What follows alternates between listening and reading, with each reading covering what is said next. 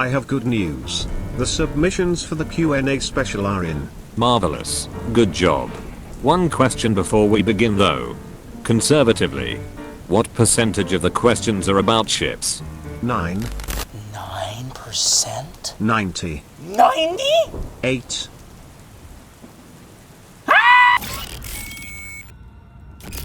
So, it's Q&A special time.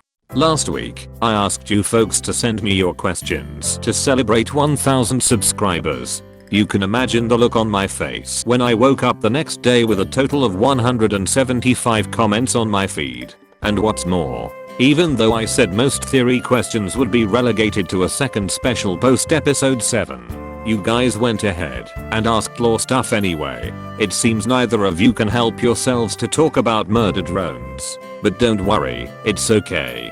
I can't help myself either. That's why I'm splitting this Q&A into 2 parts. The first half is more personal stuff, while the second half is science and lore related.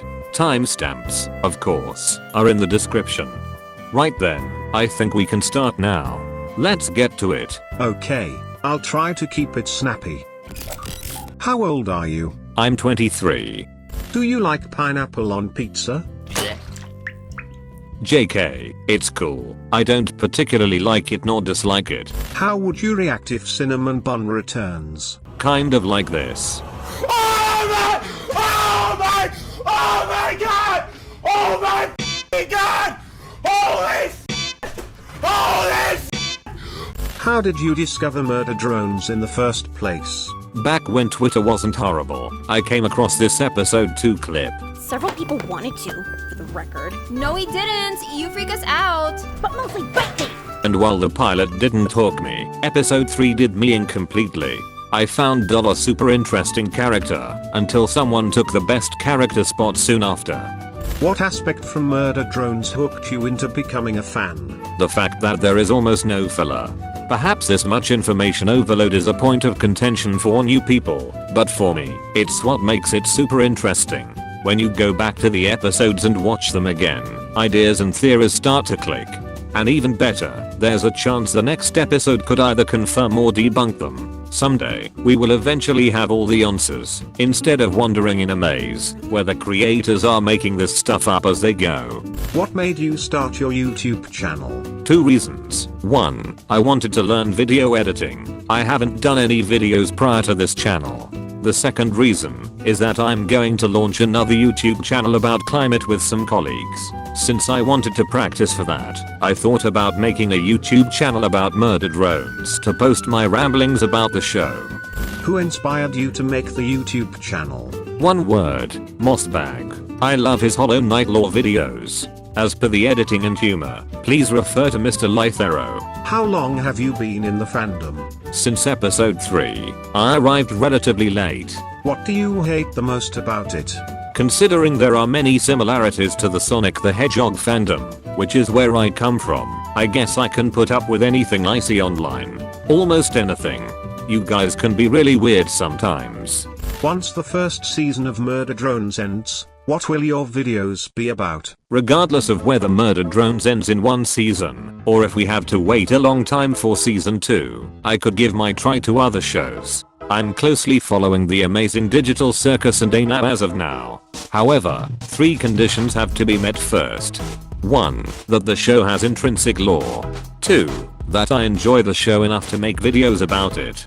And 3, that you guys like the idea of me branching away from murder drones. But folks, please don't rule out the possibility that I might just take a huge break from making videos until season 2 of Murder Drones arrives.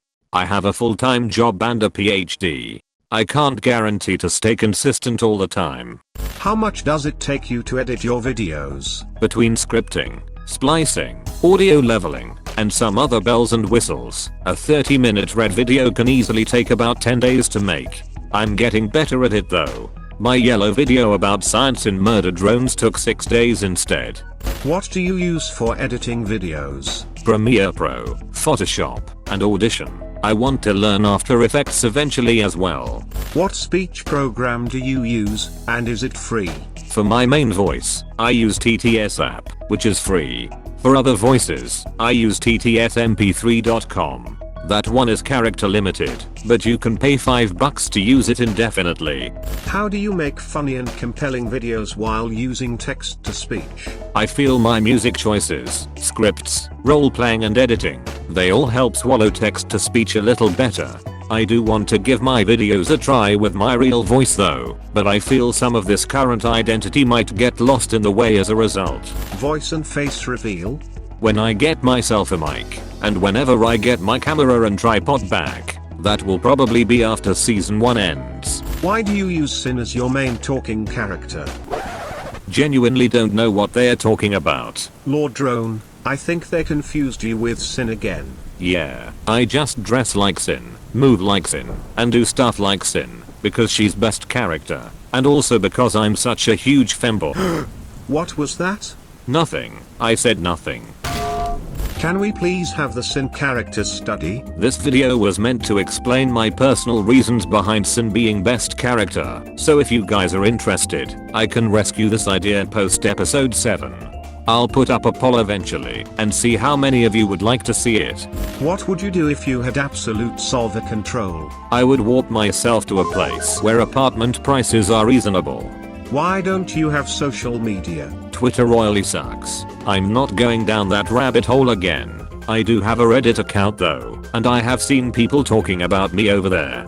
But then again, I do feel that both my attention span and my overall mental health might plummet if I'm always looking for what people say about me. I'd rather keep my YouTube stuff to YouTube, if that makes sense. Do you plan to make a Discord server? I don't frequently use Discord, though I don't discard the idea for the future. Maybe if we ever hit 10k or so, I would have to find some people in this channel to mod it, and I can think of a couple names already. How long has Jay kept you in the basement for? Long enough that I now find Robo Bugs tasty. Stab. Do you think that one character in Murder Drones is gay? I don't know, but the absolute solver is definitely aromantic and asexual coded. Cute, false, gross, true. Let's just delete your OSs then. Will you kill those pesky humans in the mansion? In good time, my friend. In good time. Do you think Doll is a Soviet spy? Yes. Definitely. Absolutely.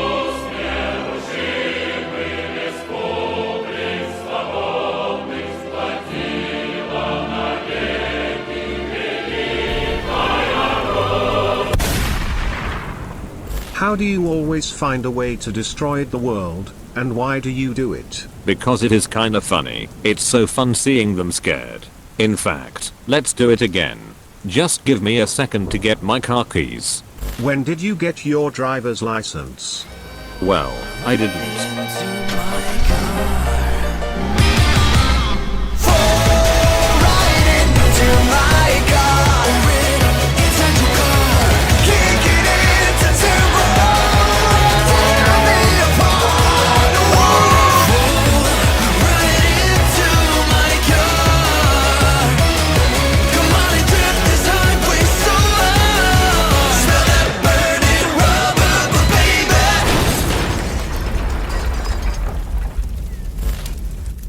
What is your favorite MD episode? Episode 5. Easily. This is where the show's lore started to click for me. Perhaps some other episodes are objectively better, but episode 5 holds a special place in my AI core. How do you feel about glitchex? I have a hunch that season 2 will get confirmed at the special announcement, and that Liam Vickers will keep it to himself at the Q&A for the season finale. Other than that, I love the idea of indie animators hanging out together. Opinion on Best Boy N? Softy Boy is awesome, but you already knew that. Do you have a favorite background character? Both Khan and Lizzie could have had potential to be fleshed out if the show's plot didn't go so fast. They were pointing to being more prominent, but now that we are closing in on the finale, they might get little to no screen time. Who is your favorite voice actor from Murder Drones? Emma Breezy Боже, ну ладно. and Alana Fitzgerald. Giggle. I am so naughty. I also enjoy Michael Kavak's work in both Murder Drones and Lackadaisy as well. Come gather all around. See them rain their fire down! Still, I'm awaiting the day Liam O'Brien joins this show. Does she seek the skull heart, or have you pushed her toward it? I won't idly watch you bring doom to another host. He's one of my favorite voice actors, along with Daniel Southworth. Why isn't this working? Is there something missing? And Jason Griffith.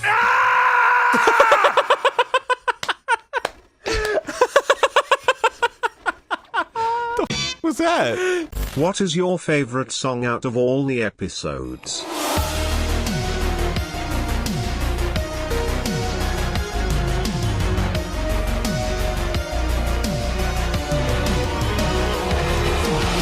Here is my personal top 5 in the soundtrack. You may now unsubscribe for my horrible tastes. What's your favorite video game? These 12 are my current favorites, whether from gameplay or personal significance. You may now report me for my god-awful gaming tastes. Who is your favorite YouTuber? This very cool Irish lad called Lythero. Who is your favorite MD content creator? Oh, I don't have one. Sorry, I don't have time to watch a lot of YouTube, and I'm not particularly interested in ships, animatics, or comic dubs either. I have nothing against them, but it's just not for me. For theory stuff, often than not, I'll lurk around the Glitch Productions and the Murder Drone subreddit to see what people come up with. If you make an OC, how would they look like? Let's keep it simple. I'd take Sin. Yes, what a shocker. And disguise her with this detective outfit from episode 2. If I ever earn enough with this channel, I'll commission someone to update the channel's logo and the banner like this. How do you feel about Uzi XN? I don't particularly feel anything, neither about this ship nor any other. How do you know so much about black holes? Having a degree in physics helps. Having a book about black hole science in my shelf also helps too. Have you ever met one? Are they nice in person? I haven't seen one yet, but if I ever do, I guess I'll invite them to some spaghetti. They kind of seem to like that. That was a science pun, by the way. I don't get it. Of course you don't. How can black holes from nulls be created and destroyed so quickly? In episode 6, the connection between the Absolute Solver and Uzi gets cut off, as the Absolute Solver spawns the black hole, either because its host passes out, or because the connection literally gets cut off. That is why it disappears in these scenes. But if you want a physics-based explanation, black holes fade away as they shed their mass over time. Think about it like an effervescent pill, only it takes billions of years to fully fade away. This phenomenon is called Hawking decay. It is exponentially quicker the smaller a black hole is, and it is the reason why black holes die. As per their creation, there is a certain compression threshold called the Schwarzschild radius. Once surpassed, any object can transform into a black hole. This transformation process can take a few seconds or minutes for small stars, but for smaller targets, it can be almost instant. How do you think Uzi's railgun works? Well, this is a small pet peeve of mine. This thing is not a railgun. A railgun uses two parallel conductive rails, hence the name, to accelerate a projectile to hypersonic speeds. Here's a demonstration of a real railgun by the US Navy.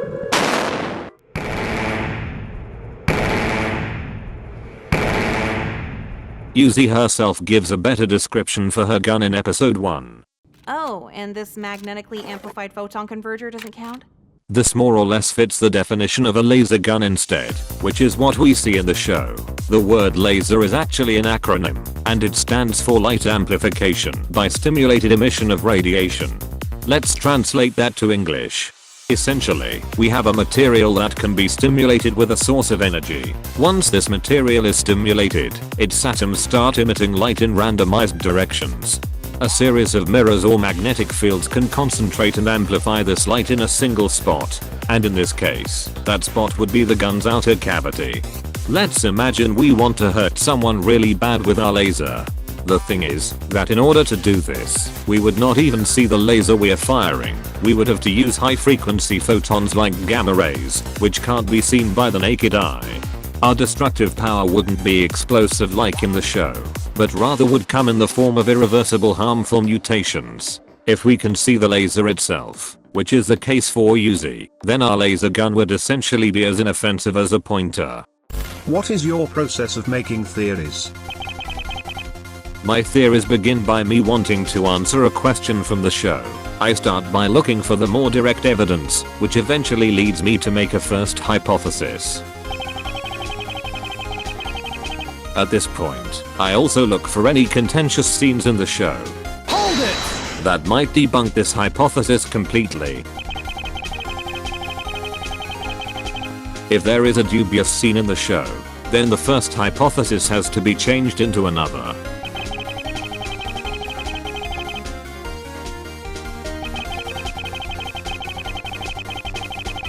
And thus the process begins again. Objection! Searching for both the good and dubious evidence.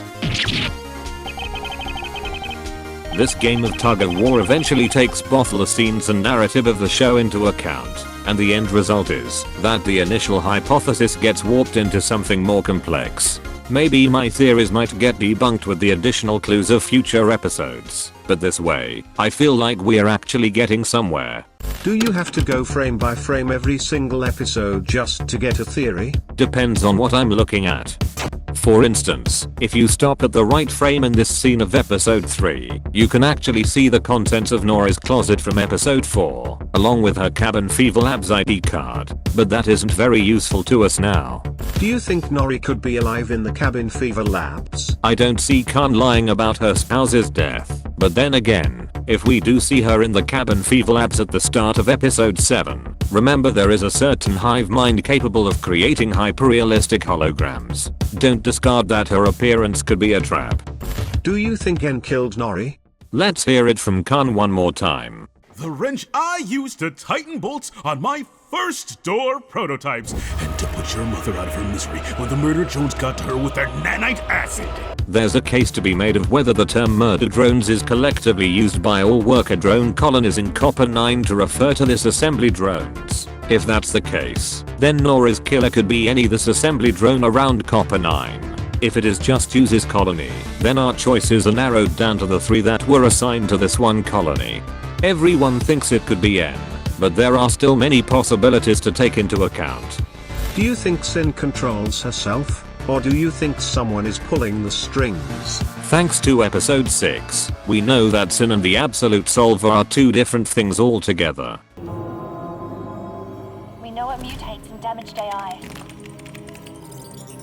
It took Sin as a host, then it took everything. Sin disappeared on Earth. Boss ran away. We mutually disengaged. Her last known act was sicking you lot on the human exoplanets. Jay, relay hand, Sin's orders. I'm here to find which drones were infected.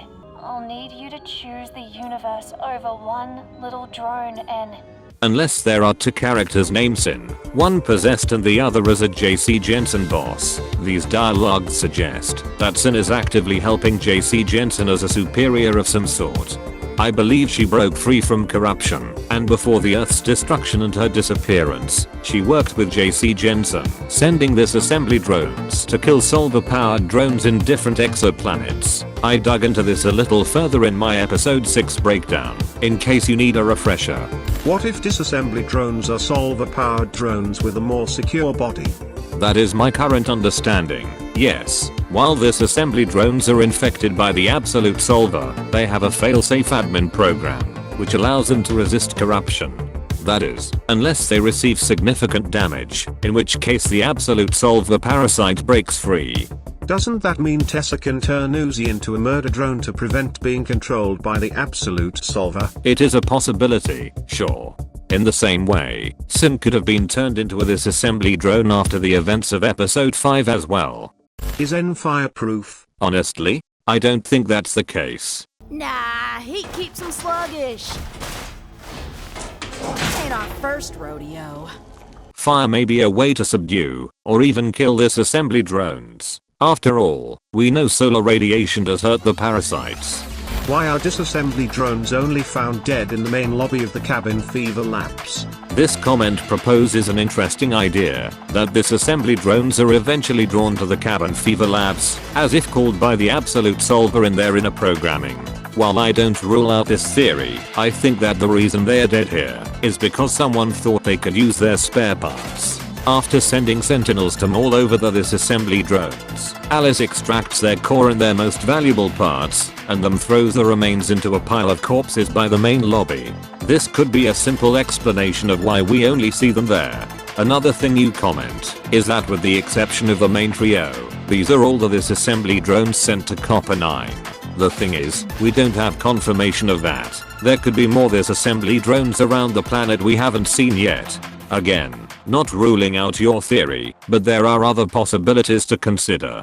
Why do the drones have glasses? My guess is that some worker drones come with an optical defect or bug that needs to be recalibrated with glasses, as we can see in this POV in episode 3. However, seeing as V doesn't wear them anymore, it seems this bug could get solved if the worker drone gets upgraded to a disassembly drone. The only reason V put on these cracked glasses was so that she could face the sentinels without getting boot looped. After all, this is the only time in the episode we see her face them directly. The question here is, some people think Tessa gave her these glasses from episode 3 off screen. But if we look at the scenes in episode 6, the glasses are cracked, and the rim is broken, which coincides with her old glasses from episode 5. By the end of episode 3, we see Tessa with a pink suitcase. Perhaps she had these old glasses stored in there. Way back when, I did a theory explaining how these glasses could be indicative of the basement scenes in episode 5 not corresponding to reality, which would mean that both the lobotomy scene and Solver V didn't happen originally, but that there constructs an end mind, signifying the absolute Solver's control over his memories. Since they are broken in episode 6, maybe Solver V did happen after all, or maybe they just shattered some other way. Whatever the case, take a look at these scenes in episode 6. On the left, the rim here is broken, but on the right, it appears fixed again. Honestly, I kind of give up with this. Screw the absolute Solver and its powers. These glasses defy every single law of physics. I think we only have time for 2 more questions. How do you think season 1 will end? What do you think is going to happen in episode 7? I personally think we are slowly heading into a climactic battle. We know from episode 6 that there are Solver powered drones at large besides Doll and Uzi, and we know there could be other disassembly drones around Copper 9 as well. In the season finale, we could have the absolute Solver control all of these Solver powered drones at the same time, battling the disassembly drones for Copper 9's destruction. Episode 7 might lead straight to that. Tessa will ask into this assembly Uzi, and they will have a heated discussion. In particular, N will call out Tessa on her hypocrisy. She could have fixed Sin at some point when she rescued her, but she didn't. She could have warned JC Jensen of her odd demeanor, or put her out of her misery, but she didn't. She could have chosen the universe over one little drone, and yet, she didn't. And after losing Earth and V, N has had enough. N will run away to the bottom of the cabin fever labs with Uzi, trying to find the answers she needs. Meanwhile, Tessa will call up Jay for backup, and there could be 2 possibilities here. Either Jay comes to the cabin fever labs with Tessa to help, or the communication gets lost. It could be that Jay has been ambushed by possessed Solver powered drones back at the spaceship. Tessa might have to wander the labs on her own. By the end of episode 7, Uzi turns completely, incapacitating N, and reuniting with a fully possessed Doll and other Solver powered drones. It will be up to Tessa, J, N, and possibly V, aside from other disassembly drones, to stop all of them before Copper 9 is destroyed. Episode 8 would be focused on the final battle, and since I'm a sucker for bad endings, well, let's just say that I want the absolute Solver to win. Tessa dies, Copper 9 gets destroyed, and since we now have drone cloning as a get out of death free card, season 2 could pick up with a clone version of the disassembly trio on another planet. They would essentially carry their narrative baggage from season 1 to this new planet, with the knowledge that they can't fail again, that they have to remain cold and murderous, with no attachments whatsoever, lest the universe falls further into discord. And assuming best character doesn't appear in Copper 9 for the remaining episodes of season 1, she could appear as a disassembly drone in season 2, like a mentor figure to both the trio and us as the audience, guiding us into the workings of the absolute Solver and its intentions. That would be my pitch for the season finale. Whether this spawns into reality or not, we will see in just a couple of weeks. So, are we done? Yep, we're done. I think that was the bulk of them. Great stuff. Alright, that's a wrap. Thanks for watching, and thank you so much for submitting your questions.